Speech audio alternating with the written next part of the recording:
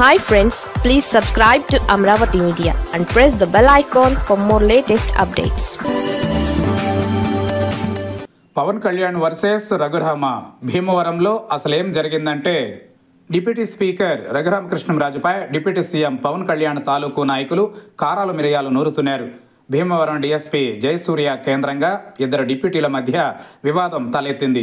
CM Chandrababu తర్వాత తనకే అన్ని అధికారాలు ఉన్నాయని పవన్ కళ్యాణ్ భావిస్తున్నారు. డిప్యూటీ సీఎం హోదా అలాగే పంచాయతీరాజ్ అటవీ శాఖలు కేవలం సాంకేతికత అంశాలని ఆయన అనుకుంటున్నారు. ఇతర శాఖల్లో మంచి చెడుల గురించి అవసరమైతే పట్టించుకునే హక్కు తనకుందని పవన్ గట్టిగా నమ్ముతున్నారు.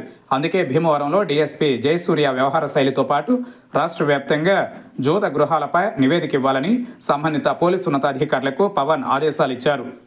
పవన్ ఆదేశాలపై హోంశాఖ మంత్రి వంగలపూడి అనిత మనసులో ఎలా అనుకున్నా పైకి మాత్రం అబ్బే తమ మధ్య ఇగోస్ లేవని సర్ది చెప్పారు.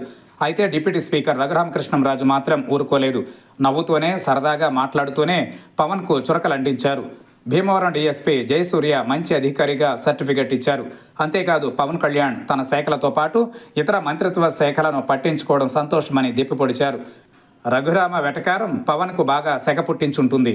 ఎంతైనా రఘురామ గోదావరి జిల్లాల నాయకుడు కదా, ఎవరిని ఎలా మాట్లాడాలో బాగా తెలుసు. భీమవరం డీఎస్పీపై తమ నాయకుడు ఆగ్రహంతో నివేదిక కోరితే రఘురామ క్లీన్ సర్టిఫికెట్ ఇవ్వడం ఏంటని జనసేన నాయకులు ఫైర్ అవుతున్నారు.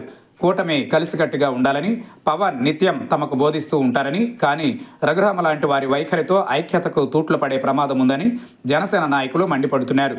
డిప్యూటీ సీఎం ఆదేశాలు ఇచ్చిన తరువాత నివేదిక వచ్చే వరకు కూడా రఘురామ ఆగలేరా అని జనసేన నాయకులు నిలదీస్తున్నారు.